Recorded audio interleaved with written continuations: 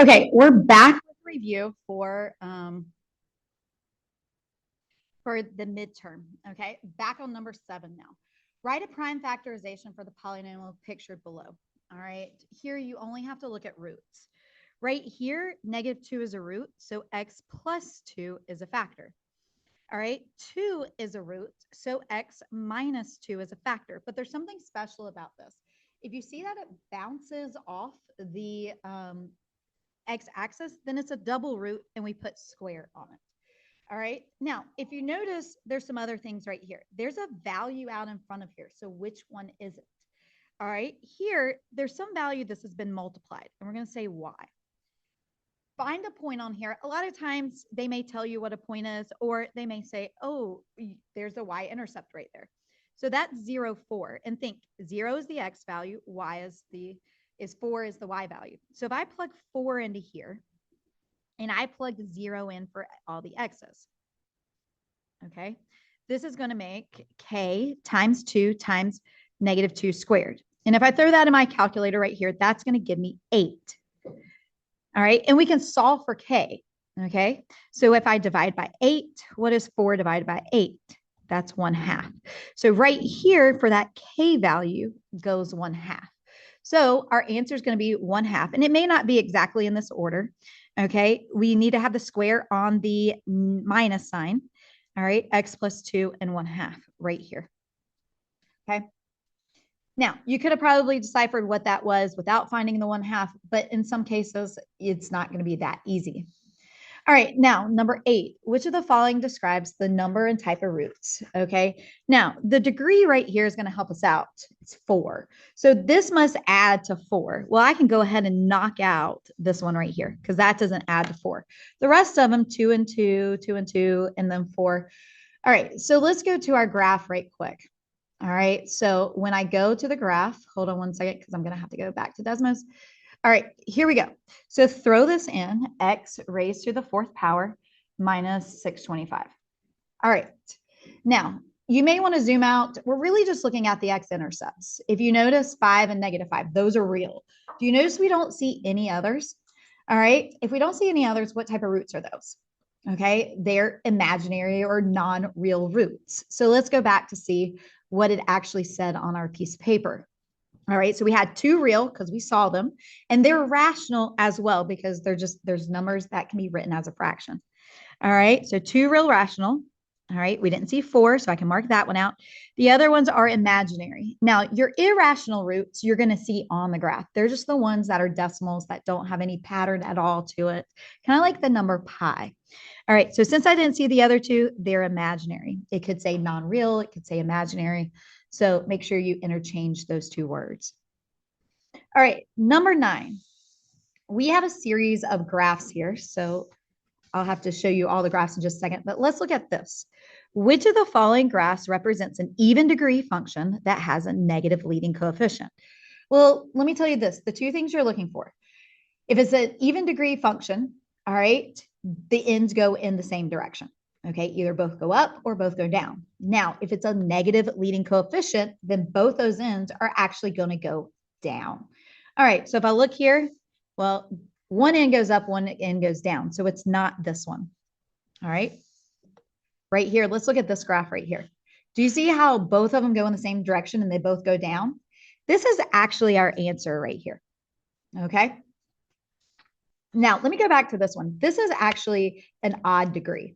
Okay, and it's got a positive leading coefficient because on that right side, since it's going up to positive infinity, it's going to be positive. Now, looking at our other graphs right here, now these both go in the same direction, so it is even degree. However, because both of them are going up, the leading coefficient is positive. And then this one right here, they go in opposite directions. So this is an odd degree, but when I look to the right side, because this one's going to negative infinity right here on the right-hand side, it's going to have a negative leading coefficient. Now let's look at number 10. Name the number and type of roots of the function. So again, going back to that same one, you're looking at the degree is 4. So these all have to add to 4, and they do. All right, now I'm going to tell you another thing here because I can mark out this one. And the reason why I can mark out this one is because irrational roots come in pairs. That means 2, 4, 6, 8. I'm not going to have just one irrational root. All right, so here we go. Let's go graph it.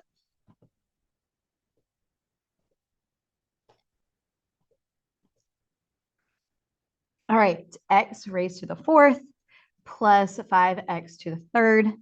All right, minus 28x squared.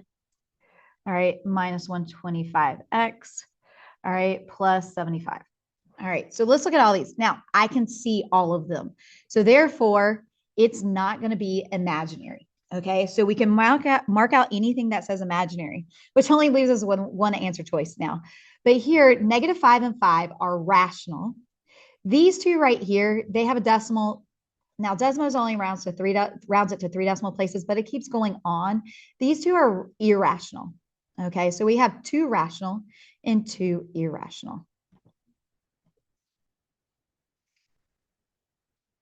Right here. Here, these two were imaginary, so we can knock those out. All right. So number 11, the function is translated by the function, this right here. What is the new y-intercept? Well, when we translate this, this is just telling us what we're doing to the function.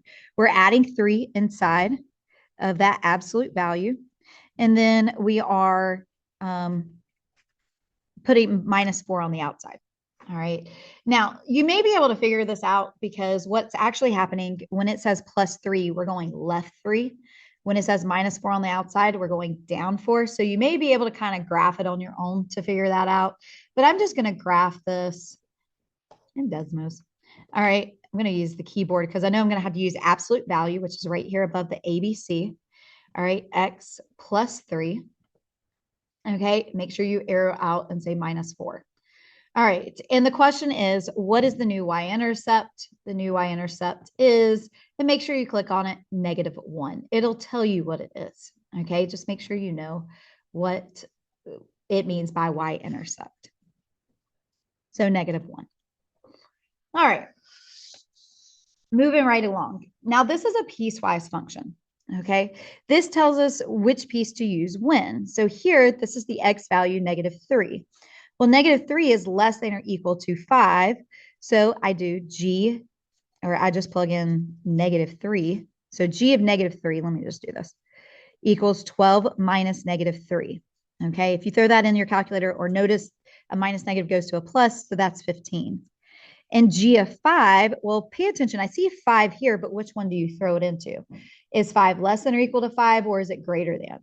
If you said less than or equal to, we're plugging into this one. So 12 minus 5. All right. So that is 7. So now when I plug it into here, it's going to be 15 plus 3 times 7. All right. And let's see, that's 21 plus 15. And that gives us 21 plus 15. So that gives us 36. All right. So 36 should be the answer. Now, you can do this in Desmos. And so let me recall how to plug these into Desmos. All right. When I plug this into Desmos, right quick. All right. You plug in one part. So x minus 12. And remember, if you do shift in the squiggly, you get this squiggly bracket thing. All right. And we're going to say x is less than or equal to 5. All right. And then we do x plus 2. And we do the squiggly bracket. If you do using your keyboard, if you do shift and then the key right beside P, it'll give it to you. And we say X is greater than 5. All right. Now it'll graph it. And so if I look at piecewise function, whoa, oops. All right. I'm not really seeing it. Now I'm seeing it. All right. And you see the 2 different pieces. One part's blue and one part's green. Okay. Now G of -3. If I go where X equals -3 on the graph, I can go here. You can hold this down, but sometimes it's a little, there you go. It's 15. Don't we get G of -3 to be 15? And then the other one, G of 5. Now this is the one, I'm going to start here on the green. If you notice what I get, if I'm using the green, do you see how it's undefined and there's an open circle? So I can't use that. But here, when I do the blue, it actually does go to the end and I do get 7 right there. All right. So we could plug that into the equation just like we did. So you can use the graph or you can use the equation to actually find the answer. All right, number 13. Here we go. Solve the following inequality. Now, we could sit here and we can add 7. All right, when I add 7, I end up with 3. Absolute value of D plus 1, okay, is greater than or equal to 6. All right, divide by 3, and I get absolute value of D plus 1 is greater than or equal to 2. All right, and you could solve this on your own. Keep solving on your own. So D plus 1 is greater than or equal to 2. Keep it. And then the other one you're solving is D plus 1. Now flip the sign and change that to negative 2.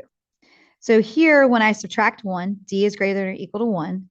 Subtract 1 here, D is less than or equal to negative 3. All right, now the question is, which one is this? So D is greater than, and I like to put on a number line, greater than or equal to 1 goes this direction. Less than or equal to negative 3 goes this direction. So this is an or statement when one goes one way, one goes the other. If it met in the middle like that, that would be an and statement. So if it's an or statement, it's going to be one of these. So greater than 1 and less than or equal to negative 3. Now, this one you can plug it into Desmos. I know several people taught it this way where you just go straight to Desmos instead of actually solving it by hand. All right, so here we have 3. Make sure you pull the absolute value, which is above the ABC. And we get X, and put X, don't put D, plus 1.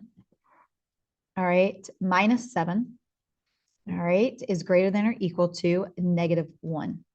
All right, and you see this right here. If you want to, there we go. You can tell this is negative 3 now if you were to count, because now each box is worth 1. So less than negative 3, greater than or equal to 1 right there. All right, now we have another problem right here. And it is, let me switch. Okay, this time, instead of being an inequality, it's an equation. All right, we can solve this equation if we want to, kind of similarly the same way that we did it by hand. But I'm going to be honest with you. To get the solutions to any of these equations, anytime it has equals, go straight to Desmos. All right, it'll give you the answer. All right, so 3 minus 5, absolute value of 2x minus 3. All right, when it says equals, press enter. Don't put the whole thing in like we just did with the inequality. And now you can't just put 4 because it's not going to show up. We got to say y equals 4. Well, you want to, where the 2 intersect is where your solution is. But what do you notice about this right here? It never intersects. So what do we say? All right, let's go to our answer choices. We say no solution. All right, so if it never intersects, it's no solution. If it intersects, we want the x value. All right, so now if you do solve it by hand, you would have to plug it back in, and you'll notice that neither of the solutions that you get actually work. All right, so you got to make sure that you're always checking, always check. All right, moving right along. Number 15, where is the graph increasing? Now, if you know how to graph this by hand, you're welcome to, or we can go to Desmos. All right, our favorite place. So absolute value of x minus 2. All right, plus 3, like that. Now, where is it increasing? When you think of increasing, it should be going up. All right, here we'll notice that it's increasing right here. Okay, now we start at the x value. We don't care about that y value of 3. We only care about the 2. So from 2 to infinity, it keeps going up. All right, so 2 to infinity is this one right here. All right, number 16. This is another piecewise function, but this time we're actually given it on paper. Okay, so we're not going to use Desmos for this. We look at it on the graph.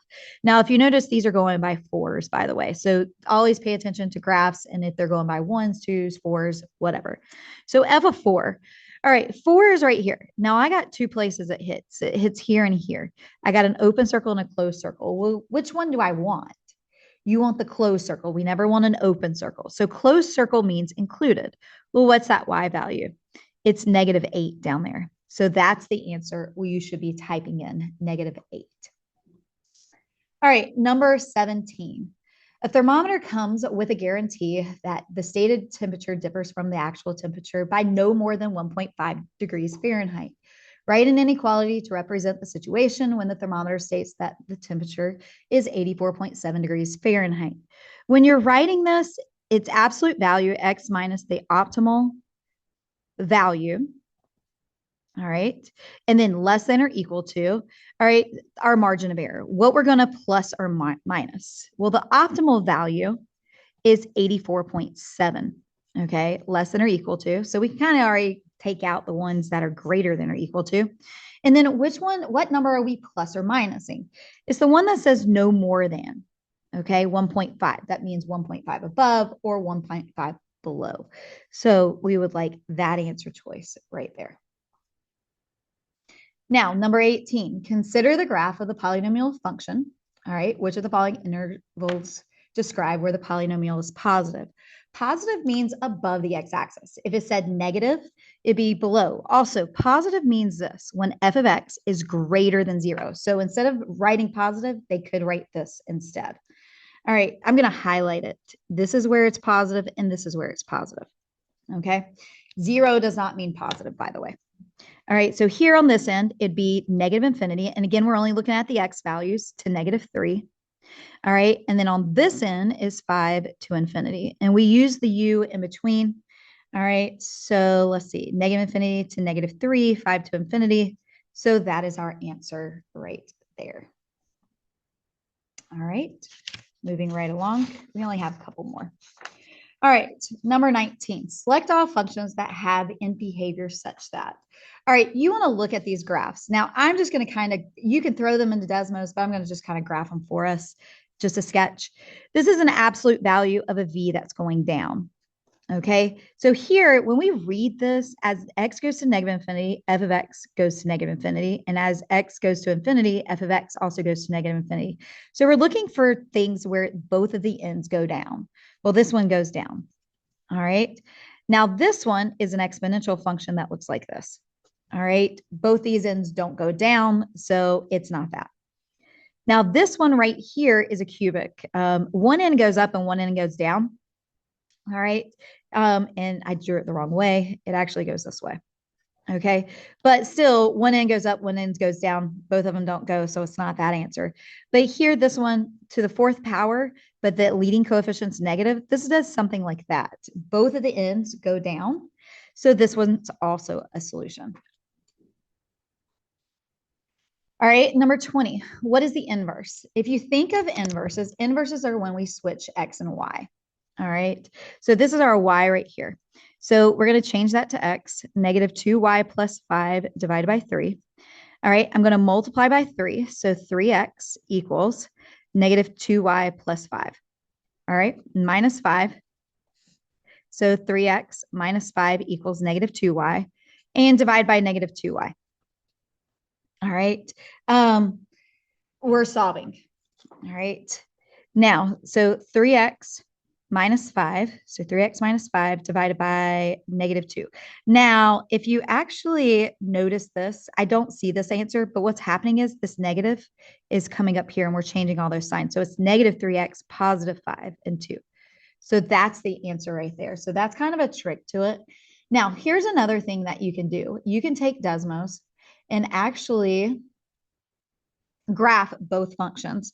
So negative, let's see, negative 2x plus 5, all right, divided by 3. And then I'm just going to do the answer, negative 3x plus 5 divided by 2.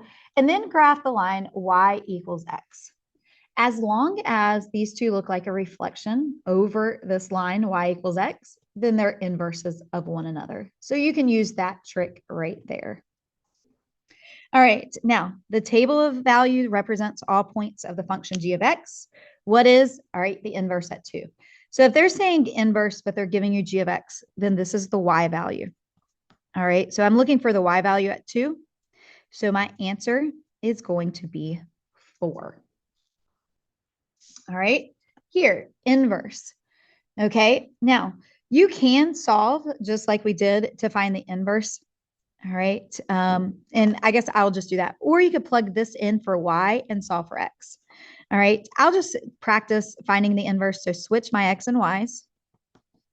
solve for y. So I'm going to subtract 3. So x minus 3 equals 2y and divide by 2. Okay, so x minus 3 equals 2 equals the inverse, like that. So now if I'm trying to find 5, I'm going to plug 5 in here for x. That ends up with 2. 2 divided by 2 is 1. So our solution is 1. And then lastly, factor the polynomial. All right, this is a cubic. Recognize that this is a perfect cube. And when I take the cube root of 27, I get 3. Okay, and the cube root of 64 is 4. So here, this factors out as 3x and then 4. Now, I show my classes that this next one, you're going to have 3 terms. All right, I'll put a sign in here in just a second. Think of this as the first and that's the second. So here, this squares the first term. You got to square the 3 as well. So that's 9x squared. Now, this middle term right here is multiplying these two together, 3x times 4, which is 12x.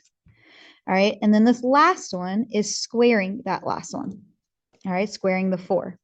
Now, as far as the signs here, whatever this is, that's a minus there. The next one is the opposite. So since that's a minus, that's a plus. And then the last one's always a plus.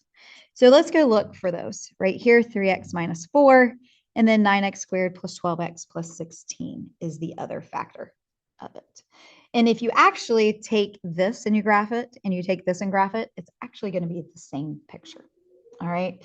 So continue to review for your midterm. Good luck with your midterm. If you need to go back through the other reviews, feel free to, and even try this one assessment again on campus. Thank you. Have a great day.